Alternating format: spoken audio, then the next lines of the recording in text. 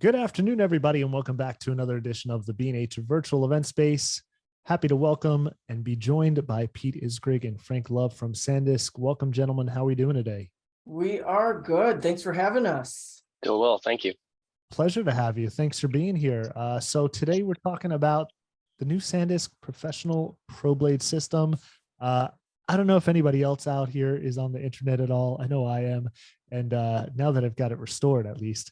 But I've been seeing a ton of ads for this stuff. So whoever's doing the marketing for SanDisk, kudos to them. They're doing an amazing job because it's all I see every time I go on Instagram or Facebook.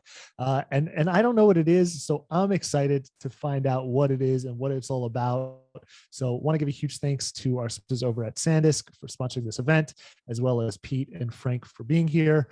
You guys all know the drill. If you have any questions, please feel free to get them in. Zoom, you can use the Q&A tab. Facebook and Vimeo, you can use the comment section. I'm going to turn the mic over to Pete and just say thanks again for being here, fellas. Yeah, all right. Thanks, Scott. I'm really glad to hear you say that you've seen that advertising everywhere and that you keep hearing this name, because this is definitely something that we are just introducing, just launching right now, and we are hoping it will be the start of a much larger ecosystem and a much larger modular system where you can use these products within a lot of other host devices. But that's far into the future, assuming that this product takes off and that, or when I should say it takes off, and you'll see some good things coming from us. And hopefully Frank will touch on that a little bit as we get through this presentation for you guys. But yeah, we're here to tell you about our new ProBlade transport and SSD mag system. So that said, I'm going to hand it over to Frank, and he's our product marketing manager who's in charge of this product line. So all those ads, Scott, that you've been seeing, those are all Frank's doing, and that's all something that he's been spearheading. So he's been doing a great job with it. He's going to be here to introduce the product, answer all your questions. So put questions into the Q&A or into the comment section of your live stream. And we are here to get all these questions answered for you and to tell you a little bit about this. So Frank, if you would like to take it away, please. For sure. Thank you, Pete. Well, very happy to be here with B&H today and talking about ProBlade. So I want to go ahead and take everybody into this and basically give you some idea about the product. So if you haven't already seen this, our ProBlade is our new ecosystem. And to give you some idea about how that integrates with everything. So hold on one second. My desktop is done. There we go. So when you're working and you're trying to build your workflow, it's always a challenge, right? Everybody's trying to be efficient. You're trying to figure out what's going to work best for your setup. And, you're usually picking from an array of products we have here, our portfolio of products. And usually you're managing between cards and card readers. We also have our Pro Dock here, and then our portable SSD, so or portable HDD. And you're moving your data, around that way. And then you're mixing that with larger desktop devices like HDDs or potentially desktop SSDs as well. And you're always going back and forth between, right? You're never staying in one too long because you either have to move the data or you need the capacity, and you need the performance and the power of a desktop system. Now, the SSD mag is the center of this ProBlade ecosystem. This is a small, very small, we call it a mag because it acts essentially like a magazine, but it is an NVMe M.2 SSD. And that is essentially like I said, the heart of this ecosystem. And that does is that moves between the transport, which effectively makes it a portable, and then the ProBlade station, which will be coming later this year, which is the desktop solution. I'll get more into those in a second. This, just to give you a little better idea about how this works, is we have the transport and use a little video to give you some idea. So the SSD mag actually comes out of the transport. It is a modular system. So when you're ready to use the drive, you would put it into the transport, and then the transport plugs in via USB to your computer. Then we also have our ProBlade station, which is a 4-bay for the SSD mag, and it is Thunderbolt 3. That also has active cooling system, because if you're going to be running all 4 of those at once, you definitely need to keep those cool. The transport, by the way, also has a built-in heat sink, which is part of the reason for the size of that. And just to give you a little bit more detail, so the SSD mag uses this custom interface. So this is our ProBlade interface. So this is what essentially allows for this to happen, because a lot of people might be asking or thinking, well, why can't I just take a M.2 and do something where I put that in an enclosure myself? Well, the difference here is the M.2 connector on a regular bare M.2 is not meant to be put in and removed over and over and over and over again. It typically gets installed maybe a couple times. This is meant to be inserted and removed thousands of times. So the idea is that it's meant to go back and forth between devices. The other thing is this enclosure is rated for up to 3-meter drop and 4,000-pound crush. I also haven't gotten to the best part, which is that the SSD itself is rated for 3,000 megabytes a second read and 2,600 megabytes a second write, which is what you can achieve in the station. In the transport, you get 2,000 each way with the USB. That's 3.2 Gen 2x2. But again, that gives you some idea that the SSD is independent of a protocol. So in one device, it's a USB drive, and another device, it's a Thunderbolt drive.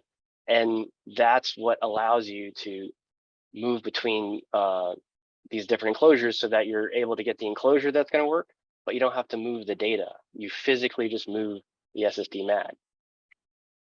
Now, I give you a little bit more detail about the transport. Again, it's the USB 3.2 Gen 2x2. It has a built-in heatsink, so if you are on a system that supports that protocol and you're running at 2,000 megabytes a second, you're going to be able to maintain that performance and help keep the SSD cool. Frank, I want to jump in there one Sure. second real quick. If we want to go back to that slide, I want to talk about thermal management a second, because this is something that I find is very sort of not well known about SSDs in general, that they data throttle. So for those of you out there, SSDs, all these flash-based memory, as you use them, they heat up. And in order to prevent themselves from overheating, they have to slow themselves down. And it basically amounts to them turning themselves on and off in nanosecond intervals to basically so that they're not producing as much heat. That's called data throttling. So you start to see a speed reduction in there. But with our ProBlade, there's a heat sink inside of it that pulls enough heat off of these drives that the SSDs don't data throttle, that they can perform at the full speed they're capable of. They don't have to turn themselves on and off to manage the heat the way literally every other SSD, well, other than our other SanDisk Professional SSDs on the market, but pretty much any other brand of SSD, portable external SSD on the market, nobody else has a heat sink on it, and everybody else's product, including some of our SanDisk brands and some of our WD brands, they will data throttle on you. They will reduce in speed significantly after a few minutes of use, whereas the ProBlade will not. So that's something to consider if you are using this as an editing disk, or if you're doing a lot of work on it, or just even if you're just transporting and moving and reading and writing terabytes worth of data, this drive is going to do it a lot faster because it won't throttle the speed of the SSD the way literally every other product on the market does. So that's something to be aware of and to consider when you are looking at SSDs in general. It's going to be really important, and it's not something that's shown on the box, so you don't always see it. You look at the specs and it looks like, you can compare two and they look the same, but it won't talk about the data throttling that happens there. For sure, Pete, and I'll even go one step further with that. Is I'm sure many of you are familiar with shopping for cards for your cameras, and anytime you're looking at a card and it's got that V60 or V90 or the newer VPG 400, those kind of ratings, those are speaking to a sustained speed. That says that it's card is going to be able to maintain this speed. It's not going to overheat and have to throttle down. And when you see the other speeds, those are the burst speeds, meaning that it'll be able to achieve that speed, but it'll probably get hot and have to slow down at some point, or depending upon what the camera is pulling on it. There's not really an equivalent to that for SSDs, but we certainly understand that if you want to have sustained performance over a period of time, you have to do the thermal management on that, whether it's a portable or a desktop or anything really. You have to make sure that you can let the SSD dissipate the heat, or it's going to do a self-preservation and it's going to slow you down. Yep. And you'll see this heatsink on our other two SSDs, our G drive SSD, our little, let's say, do I have? I got This one here, guy Pete. right here, our little guy. Yeah. I grabbed one right in my desk drawer here. That little guy, and our slightly bigger one, our G Drive Pro SSD, which keep your ears peeled in another 2 weeks or so. We've got something coming really cool along that lines of the G Drive Pro SSD. But again, those have heat sinks in them. They won't data throttle on you. And that's so important when you're doing any kind of editing work on the drive. For sure. And sort of moving on with that same point, with the ProBlade Station, the desktop 4-bay enclosure, this has active cooling. So this has a fan because you potentially have 4 of those SSDs on top of the fact that this is now a Thunderbolt device, and you can get potentially an aggregate of 3,000 megabyte a second across each way across all 4. Again, if you remember from the SSD mag, if you have one loaded, you're only going to get 2,600 on the write. But the second you load in a second one, you're looking at up to 3,000 both ways between the multiple blades. Also with this enclosure, we have same with our Pro Dock, and you'll start to see this with more of our products.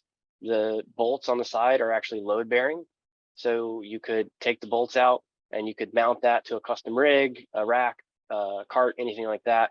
So you can actually really configure up a setup for yourself.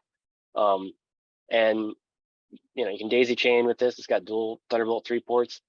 This also actually has a USB-C power supply. So this is not going to have a separate brick or some other. It's just going to be a USB power brick that's going to go into the outlet, just to give you a little indicator on that. So moving on to that, I want to give you a sense of all the different things you can do with the station with those 4 bays, because the mags just load in the front there. There's a lot of different ways you can set this up, on any project. If you have to really move a lot of data, or if you need a workhorse to work off of, this can do a lot of different things. So this is an example. You might use it as a shuttle. So you can use SSD mags to shuttle, and you can have this sitting somewhere where you have to ingest it, and you have 4 going in. You can do the opposite. So maybe you have a lot of data sitting somewhere and you got to pull it out.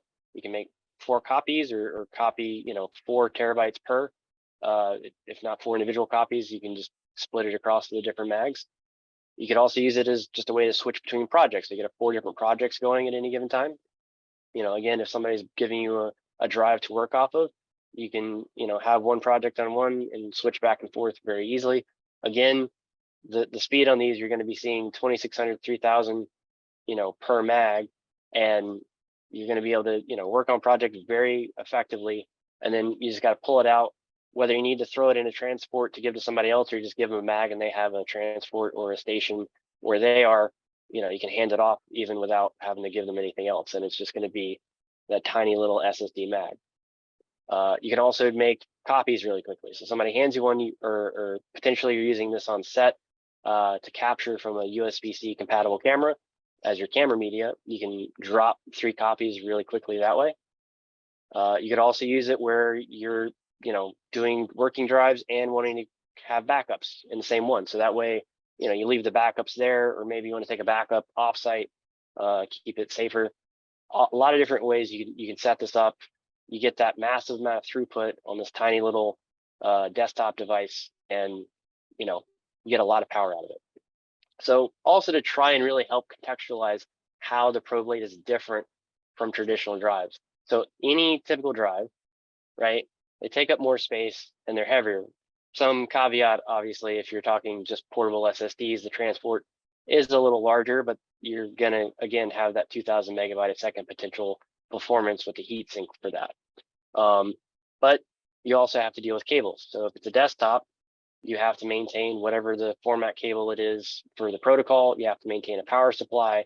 And if you stack these up, that could potentially, build up to a lot of different things. And then those drives they're kind of stuck, right?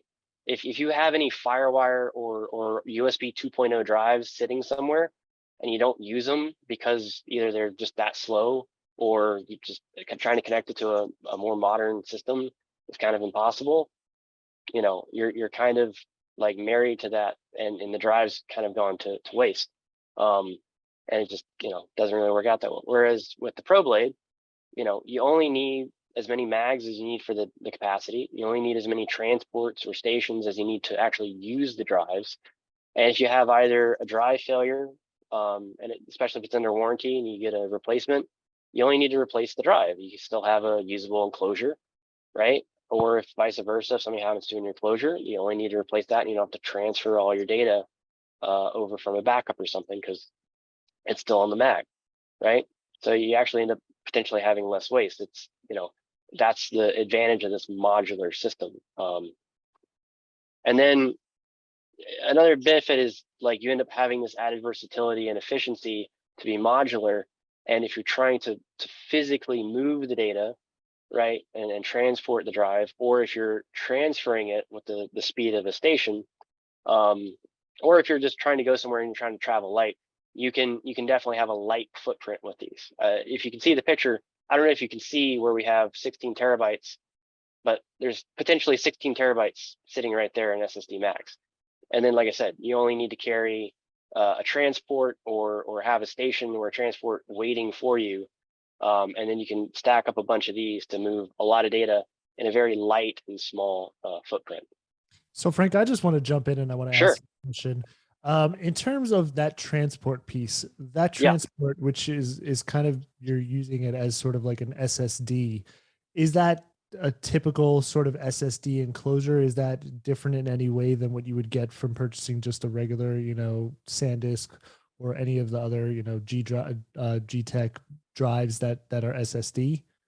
Sure. So it's a bit of a mix. So I actually have here, I have a transport, right? I have a transport, and then I have our G drive SSD. So you can see the transport is a little larger than a G drive SSD. But if you look at some other portables, I mean, this is on the small side, smaller end of other ones on the market. This is also half the performance of this. And that's just within the transport. Again, if you take the mag out and you put it in a station, you're now talking 3x on the performance. So size is certainly a factor in terms of actually being able to have that performance. But if you're saying, oh, could I get a typical SSD in some sense, the transport has obviously the mag slot to allow you to even use the SSD mag. And then on the other side, you have the USB interface. Otherwise, it's fairly similar to what you would find, especially once you actually load an SSD mag inside of it. It's fully enclosed. And I would say that then it's going to feel very much like a traditional SSD. It's got a little bit of the heft to it to feel that it's a very solid aluminum enclosure, and with that heatsink to get that performance. If this is too big, or if you actually do require, say, like an IP67 device that you're like, I need the dust, I need the water because I'm going to be out in it. The G drive SSD would be a good alternative, whereas this allows you, again, you could just slot from station to here, and you've now not had to wait for however many minutes to transfer gigabytes upon terabytes of data. Yeah, no, I guess what I'm getting at is, and maybe it does, but with Atomos, I know there's a lot of people who shooting a lot of video, shooting a lot of photo, and video, and with the Atomos recorders, you've got that sort of recorder feature where you can stick in an SSD into the enclosure, and then just offload right onto that. Would something like this work with it, or if not, is there? Maybe you can't tell me about that. Maybe So kill me. I can't confirm anything specifically happening, but I can 100% say that the intent behind this is to create an ecosystem. And that is, we have documentation, we are talking to potential partners so that if an Atomos or anybody else decides to make a device to natively take one of these, then this is now your, your SSD caddy in that same sense, right? So this would slot into the device, and then it comes right out of that, and could either go into a transport, could go into a station, as well as we are, like I said, this is not just as a third party, but also within our own family of products that we are looking to integrate ProBlade in more ways, so that you would almost not even look at, say, an SSD the same way, right? So this then becomes, it's sort of like a blend between a portable SSD and a memory card in that sense, where the sense is that you could kind of blur the lines, where you have devices where I can just take this, and if I need to use it on the go, yes, I need this. We might have something else, right? Maybe you don't need 20 gigabits, maybe you only need 10. That's certainly, up for discussion. And in terms of, like I said, other ways that this can incorporate other potential third-party devices, things like that, we're working into to try to make that a reality, so that you're just carrying this around. And like I said, unless you genuinely need to work on it, but then again, in a little bit of time, maybe we have something smaller. Again, if you don't need the performance, but that is all very much part of the conversation with what we're trying to do with the system. Beautiful. I'll stop now. Thank you. Oh, good. Yeah, so to sort of touch into that in terms of, like, some people think, well, what do I need to buy?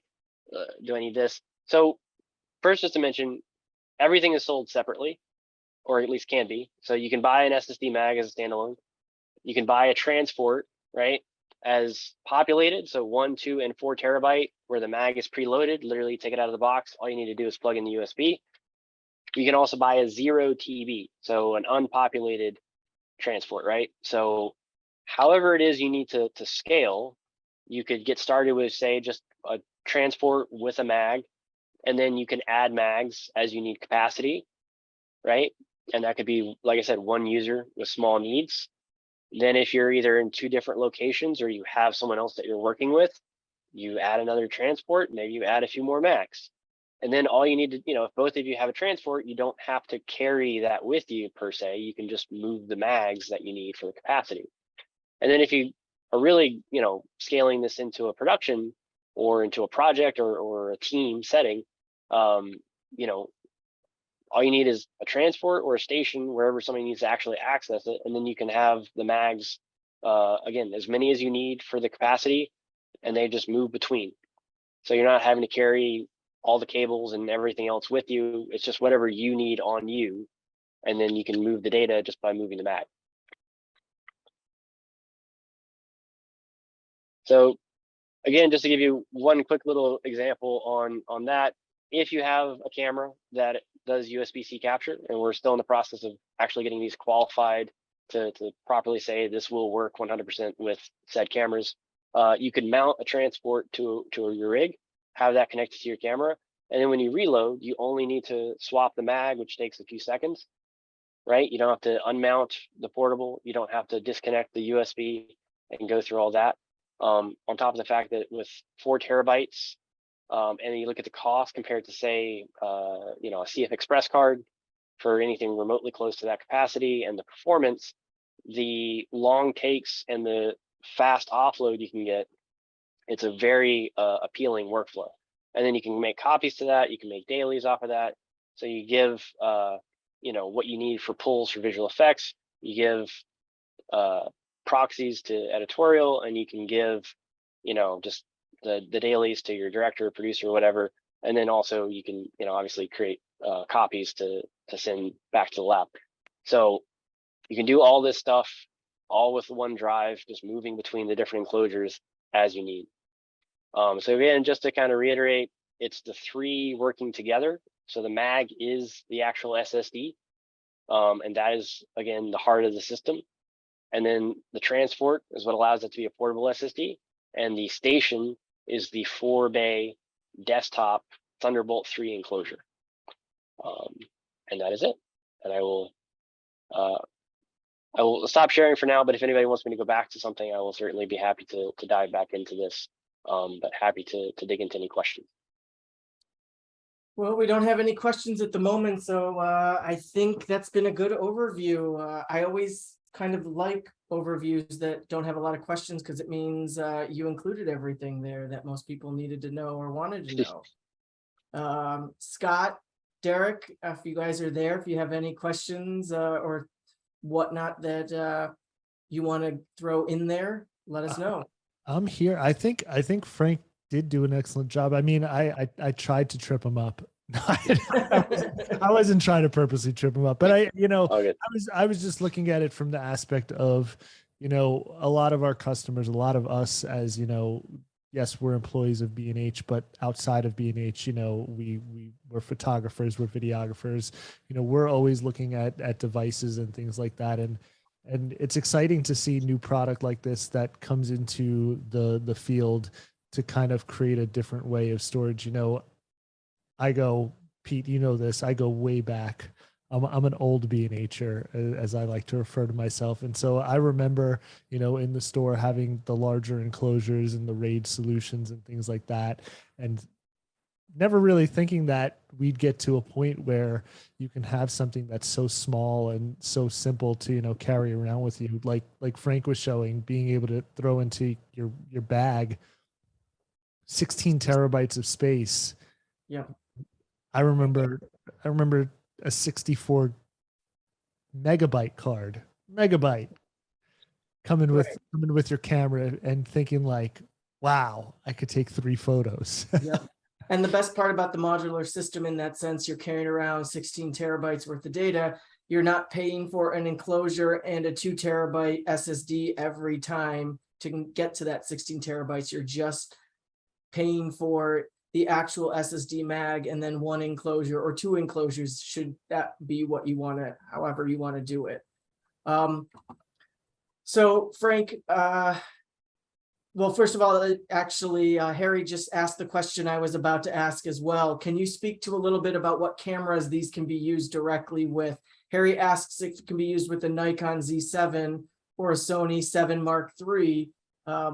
I am not certain on those answers, but can you speak to some of the camcorders that you can use it with, and maybe a little bit about the workflow as it relates to that, and how easily hot swappable things are, etc. And speak to me a little bit about, like, when you use this with the computer, you always see the drive shows up on your desktop. You're told not to eject the drive first and not just unplug it. With this system, is that still going to be the case? Like, if it's connected to a computer, the SSD mag will show up. Can you just pull it out and put another one in, or should you still get in the habit of ejecting the media as well? So first of all, Sure. Let's talk about camcorders, but I'm curious to know about the whole sort of hot swappability of the drive. Sure. So in terms of cameras, like I said, we're still in the process of properly qualifying, but in terms of cameras that claim USB-C recording, I think the most recognizable name is going to be with the Blackmagic family. So you have the Pocket Cinema cameras, you have the Ursa Minis. They do USB-C recording. That's the easiest answer. DJI also has their latest camera that actually, if you look, it's a similar concept, but they have a USB sort of Pro Mag for theirs, but they also do USB recording, and you would just be using the transport with that. I would say that right now it's a little light on that, but just to say that there are some discussions we've had with certain other manufacturers where this is either something that is coming as an update via firmware, or they're looking at it in future camera releases, because similar in the way that you've seen other camera manufacturers moving away from some of the more proprietary cards, I think they're similarly seeing that if they also open up to external drives, users then have even more flexibility to then capture the way they need to for different projects, as opposed to just being sort of within the media. Because obviously a self-contained small memory card allows for a very compact camera size, but sometimes you want to do longer takes, other things that help. Again, the offload speed you can get with this versus even a CF Express card, you could potentially get double that. So it's something that it's still a work in progress. Like I said, right now, Blackmagic is the main one. To specifically speak to Harry's, with the Nikon and the Sony, until they really put that into the firmware to allow for that, it's not quite there. But just to say that, if more people are looking for that, typically you might see manufacturers respond. But we are having conversations with other manufacturers to try and sort of push towards this, because we think it's a very strong use case. And then in terms of the unmounting, basically, if you were to have a transport that is, let me start, unpopulated, right? If you connect this to your computer doesn't see anything, right? There's nothing there. It's connected. So then if you were to then put the Pro Blade in with it connected, that's same as if you're connecting a traditional SSD now. It would, populate to your desktop and ideally mount on its own. Now, in terms of, wanting to remove that, you do still want to either have that sort of Windows safe to unmount, or Mac manually eject, where you do that, and then you don't have to disconnect the cable. You can simply remove the mag, but you do still want to do that. And that's for, making sure that you don't end up corrupting files and things like that. But that's still certainly the best practice. The only difference is you just don't have to disconnect and deal with the cable. You could just leave it set up however you need, and then all you have to do is take the mag with you. Great. We have another question about the power requirements. Can it run off the camera's battery, or do you need an accessory battery? I know you just sort of mentioned how it's really only kind of in a few Blackmagic cameras at this point. Can you speak to what kind of like battery drain or requirement it has on that too? So I can actually speak to this a little bit. So the way that our engineers have designed this, it's actually going to be somewhat dependent on the camera. So they've actually designed this where essentially once you plug it into your camera, the drive is going to say, how much power can you give me? And then the camera will say, I can give you this much power. And then the drive is going to say, well, can you give me a little bit more? And it's going to keep going back and forth until the camera says, no, I can't give you any more. And then it'll be running at whatever it can. I haven't seen, whether that's Blackmagic or anybody looking at putting more than, say, a 10 gigabit port on any cameras, given that comes out to roughly 1,000 megabytes a second, which is pretty healthy. And the power requirement on that, again, this is built for 20. So long as your camera, it's really more to do with the camera. So as long as your camera has in the firmware the ability to sort of handshake to the drive to ask for enough power to give it, say, up to the full 10 gigabits, and do that, certainly this will do that. But it's going to be more on the camera manufacturer to be able to sort of offer that.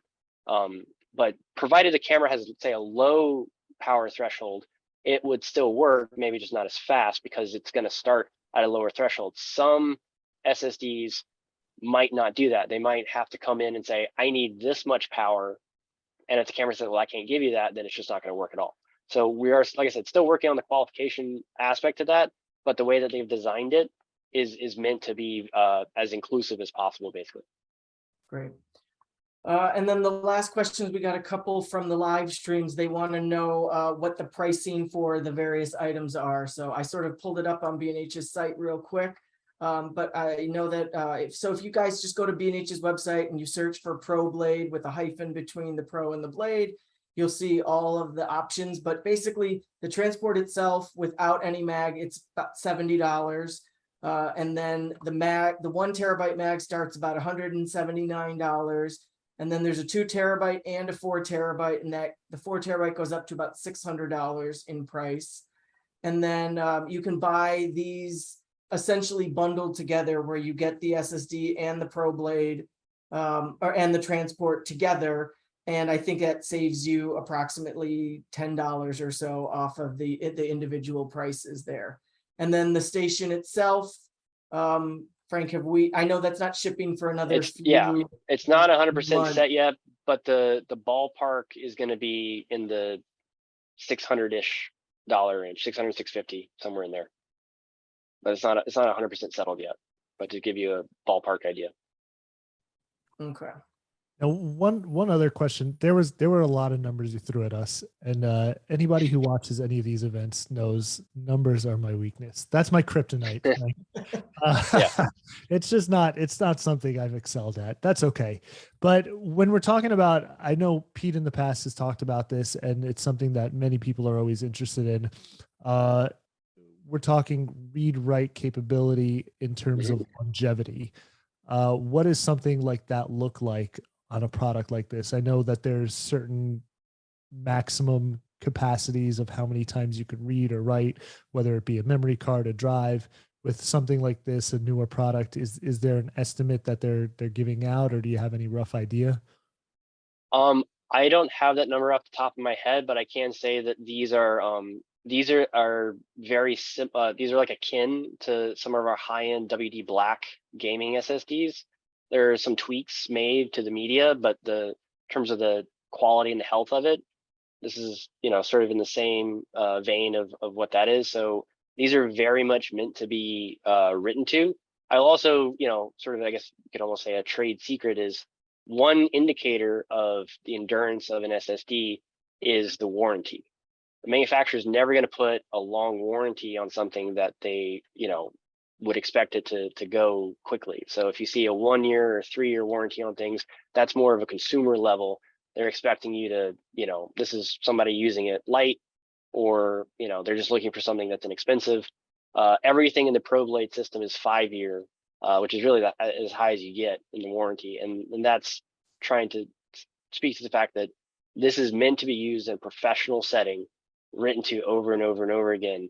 And it's going to, be within that 5 year warranty that we fully expect that it's going to last. Cool. And what is something, obviously, when we're talking professional, a product like this is meant for somebody who's clearly going to make backups. They're clearly, their work is important to them. If they lose it, they probably lose a lot of money, maybe their livelihood completely. There's a lot of risk to it. But when we're talking consumer wise, maybe just because we have you here and it's a good opportunity to take, what do you recommend to people in that consumer sort of mentality in terms of when they should start making backups of their products? Should they buy 2 drives just off the bat and back one up immediately and kind of store one? Because I know that there's also sort of the double-edged sword there, where if you're not using your drive, that's also not a good thing. You want to have it, moving and spinning, not spinning, but sure. No, I know what you mean. Yeah. Stuff. Yeah. I mean, certainly with a mechanical, hard disk drive, you do want that sort of rule of thumb is that you want to spin that up once a year if that's something that sits a lot. SSD, it's not quite as hard line. There's no moving parts, but it is an electrical charge that over a long period of time could dissipate and cause you some issues. Neither are technically archival, but if you're looking to back up, I'd say most people, they're probably replacing their media within, say, a 5-ish year, either because of capacity or interface, things like that. But it 100% recommended to always have backups. But in terms of a good practice beyond that, whether you say, okay, I'm going to buy 2 of these, that's the scenario where, okay, this is my working drive, this is my backup. If something happens to this, I have everything right here. I can put it in place of it and keep going. That's like 0 downtime backup setup.